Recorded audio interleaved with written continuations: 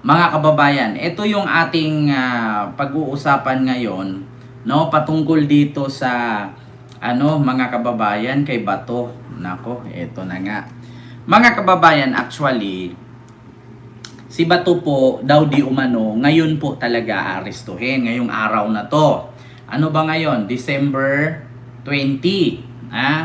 Ngayon dapat siya aarestuhin mga kababayan kasi nga 'di ba sabi ko sa inyo na either this week or next week, pero ang sabi kasi bago magpasko or after ng Pasko. Ang problema lang mga kababayan ay habang pinagplanuhan na daw di umano according sa chismis Huwag maniwala chismis lang ito. Ayan, Sir Kenry and kay Ma'am Jana Calunya. Ayan, according mga kababayan sa sinasabing chismis, pinagplanuhan na kung paano arestuhin. Kasi nga yung informante, nakita daw niya na ito daw si Bato ay umuwi. Umuwi daw ng alas 10 ng gabi. Galing sa, di niya alam kung saan galing. Kasi, actually mga kababayan, sino ba namang hindi makakakilala kay Bato? Kasi bago lang daw itong tinirhan ni Bato, nagulat daw siya na minsan daw, nung gabi na siya umuwi galing sa work, nakita daw niya itong si Bato nagkape sa labas. So actually mga kababayan, hindi naman siguro napansin ni Bato na dumating itong katabi niyang tinirhan na kilala siya. Kasi actually mga kababayan, yung mga tao kasi doon, kumbaga, walang pakialamanan Ngayon mga kababayan, itong si informante ay matagal na nagmamasid. Ngayon, ito palang informante na to na nagsabing nandun si Bato nakatira ay may kaibigan. So ayun, nung sinabi sa kaibigan, ito namang kaibigan niya, di umano, sinumbong nandoon nagtago. Itong kaibigan, may kaibigang vlogger. So nalaman ngayon na doon si Bato. So ngayon, hindi pa daw sana maniniwala itong kaibigan ng informante na si Bato talaga kasi napaka-imposible na si Bato dyan titira nasa sentro mismo. Di ba nagtago siya? Bakit nasa nasa maraming tao, sa crowded na lugar? Dapat hindi siya magtago diyan. Dapat magtago siya sa walang makakakita. So, siguro mga kababayan, yung teknikan di umano ni Bato, no, siya ay magtago sa maraming tao kasi wala naman sigurong maghahanap sa maraming tao, malamang maghahanap yan sa mga walang tao ang otoridad. So, para daw nag-reverse psychology daw itong si Bato na so ito, hahanapin tayo. Malamang wala namang maghahanap na sa atin sa maraming tao. Malamang doon yan maghahanap sa mga walang masyadong tao. So ngayon, ang ginawa daw ni Bato, doon nagtago sa maraming tao. Mga dikit-dikit na bahay. So sa madaling salita, ito na, squatter area. So ngayon, mga kababayan, sa squatter nagtago si Bato. Saan ba yan? Nasa Maynila, sa sentro lang. So ngayon mga kababayan, ito na. Noong isinabi ito ng informante na doon si Bato at kinumpirma na si Bato nga, so ngayon ito na, pinagplanuhan na. So pinagplanuhan na nga. Ito na, arestuhin na nga. So ngayon mga kababayan, kasi kung naalala ninyo, sabi nga ni Harry Roque, meron na daw warrant of arrest. Natanggap na daw ng DILG at natanggap na ng DOJ. So, kinonfirm ni Harry Roque yan. Ngayon, sabi naman ng DILG, wala pa. Sabi din ng DOJ, wala pa rin. So, sino ba namang mag-aaresto na sasabihin mong nandyan na? Di malamang magtago yan. So, ngayon mga kababayan, eto na, pinagplanuhan na. Plan A. So, Plan B. May Plan C pa. Ang problema mga kababayan, itong si vlogger, no? Kasali sa GC itong isang matandang kolumnista. Noong ipinus ito ni vlogger na si Bato namataan sa ganitong lugar sa Maynila, aba, nananaliksik sa Tweety Bird. Nananaliksik ang Tweety Bird. Bigla ba namang ipinus nung gabi? Si Bato daw aarestuhin? Di putang ina si Bato. Alam nyo naman na si Bato mga kababayan, nananahimik lang yan pero aktibo sa social media yan. Abay, pinus ba naman? Pinagplanuhan daw na arestuhin si Bato sa araw na ito. Di putang ina. Nakaiwas ang lolo kalbo ninyo. Ayun, gumura, madaling araw na wala. Apaka-oplok talaga. Alam nyo, kaya nga nabugbog ito sa airport Di ba? Abay, nagpanik ang Bato.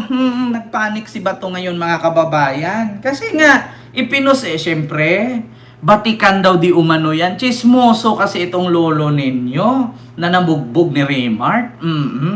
So ngayon ang nangyari mga kababayan, ayon kumaripas ng takbo ang Bato. Nawala. Nagtago na naman. Lumipat siguro. Lumipat mga kababayan, make my day. Oo, lumipad di umano ang lolo ninyo. Diyos ko po mga kababayan. Ayon, imbis na arestuhin, aba, kumanta ang matandang chismoso, lumipad. Nawala, naudlot ang pag-aresto mga kababayan dahil sa isang chismoso. Kaya pala naudlot. Yun po yun mga kababayan. Yun po ang katotohanan.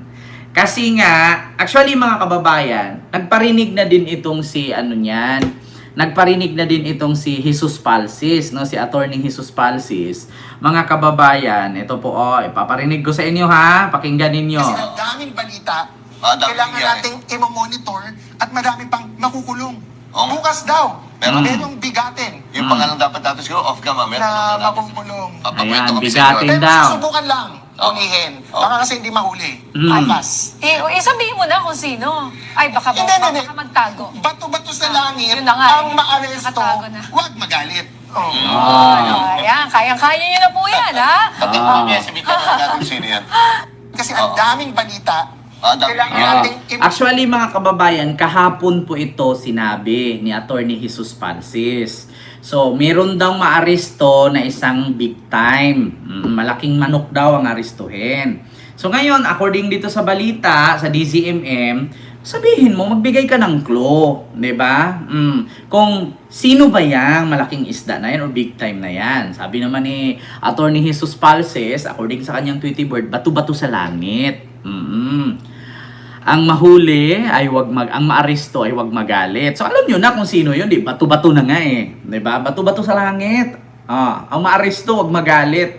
Aba mga kababayan, lumusot itong isang batikang matandang chismoso, putang inang to. Ayan, pinos ba naman? Pinangalanan ba talaga? Nag-post pa talaga sa social media. Naudlot. Edi ngayon, nagmukha siyang fake news ngayon. 'Di ba? Nag-fake news ngayon ang tanga. Ito po, mga kababayan, ang patunay. Ayan. Sa Abante News Online, ito po ang sabi. Bato de la Rosa aarestuhin na. Ayan. Aarestuhin na raw si Senator Bato de la Rosa ngayong araw, ayon sa source ni Ramon Tulfo. Ayan na nga mga kababayan. Matandaang umuugong ang balibalitang may warrant of arrest na galing sa International Criminal Court or ICC laban kay De La Rosa. So ito po ang post ni Ramon Tulfo mga kababayan. Aarestuhin na si Bato de la Rosa ng pulisya ngayong araw. Ayon sa aking Tweety bird, tukoy na ng otoridad kung saang lungga siya nagtatago. Sabi ng aking Tweety bird, may warrant galing sa International Criminal Court, no, ang pinanghahawakan ng mga otoridad. Matatandaan na si Bato ay may kasong crimes against humanity sa ICC dahil sa walang awa at poknat na pagpatay ng mga drug addict at drug pushers noong siya'y hipe ng PNP. Lumabas na ngayon ang balita na ang pinapapatay ay tauhan ng mga drug syndicate na karibal ng sindikato na pinoprotektahan ni Digong.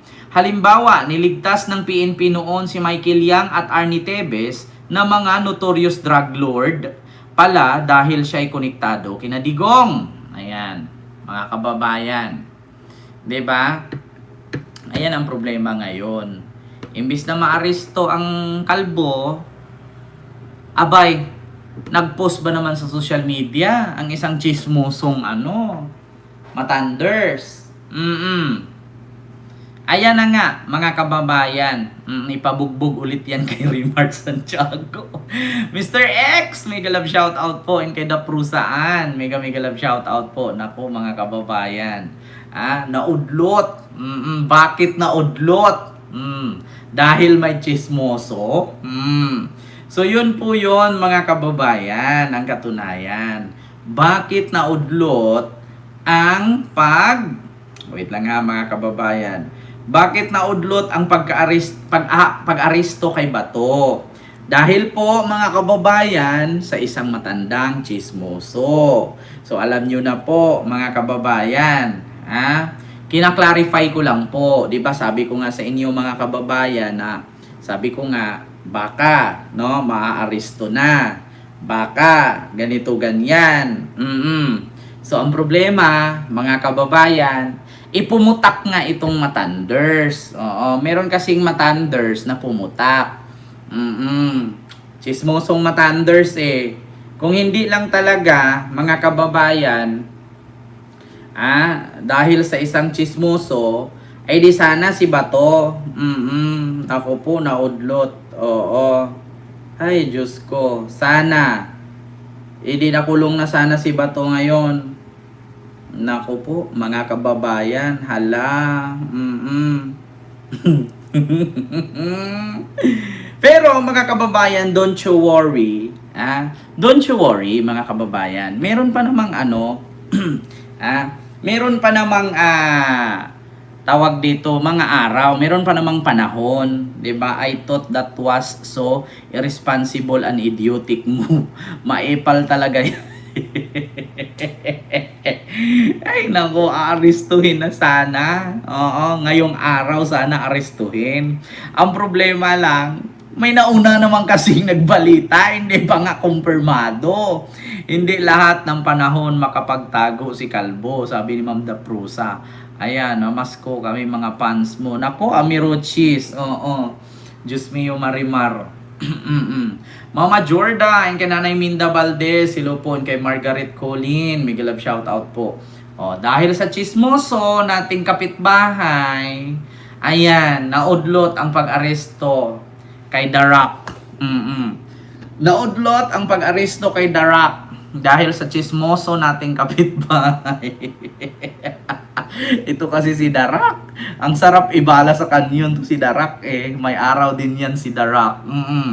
Hello po Ma'am Ginger T, Nanay Minda, and kay Kevin Dors Vlog. Mega love shout out po. And kay Ma'am Rosario Dagasdas. And kay Ma'am Jessica. Ayon, sa Kalibo Aklan. And kay Antonia. Hello po. Mga kababayan, actually, ganito lang yan. May araw din yan si Darak. Antayin nyo lang. Oo.